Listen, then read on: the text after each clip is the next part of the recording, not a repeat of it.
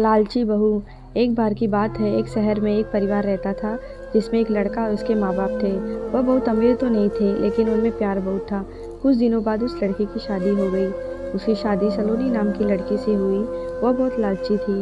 वह अपने पति को किटी पार्टी में जाने के लिए बार बार नए कपड़े और गहने लाने को बोलती थी। उसके पति ने उसको समझाया कि अपने बराबरी वालों से दोस्ती करना चाहिए।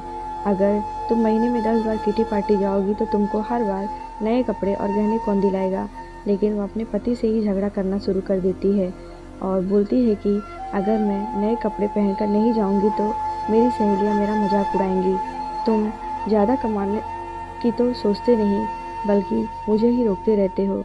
इसके बाद वह अपनी सास के पास गई और बोली, माँ जी, आप मुझे अपने गहने दे दीजिए, मुझे किटी पार्टी में पहनकर जाना है। उसकी सास हैरान होकर बोली, हमारे समय में बहू अपनी सास को गहने रखने के लिए देती थी, लेकिन तुम मुझसे ही गहने मांग रही है। उसकी इन हरकतों से सारा परिवार दुखी था। एक दिन सलोनी की सहेली शिल्पा घर आई। उसने सलोनी की सास से सलोनी के बारे में पूछा। उन्होंने बताया कि सलोनी पार्टी में गई है। शिल्पा ने सलोनी की सास से पूछा, आप इतनी दुखी क्यों दिख रही हैं? तब उन्होंने सारी बात बताई कि सलोनी किस तरह बार बार नए गहने और कपड़े की डिमांड करती है और सारे पैसे इन पर ही खर्च कर देती है।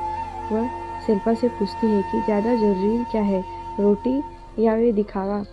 शिल्पा ने कहा, ज़रूरी तो रोटी है, लेकिन सलोनी को यह बात समझानी होगी। सलोनी की सास ने पूछा, वह कैसे?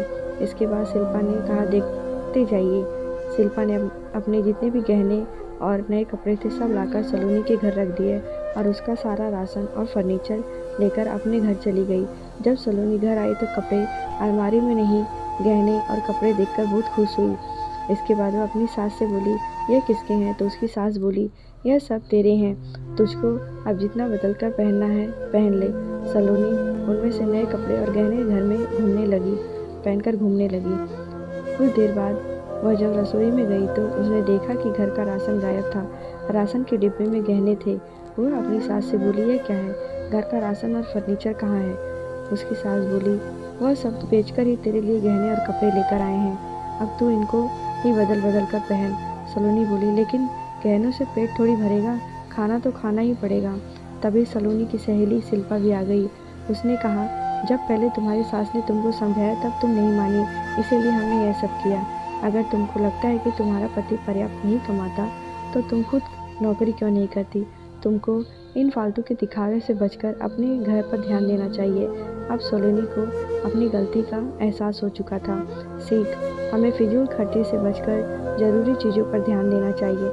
यह कहानी आपको कैसी लगी हो, लाइक करें, शेयर करें, कमेंट बॉक्स में बताएं।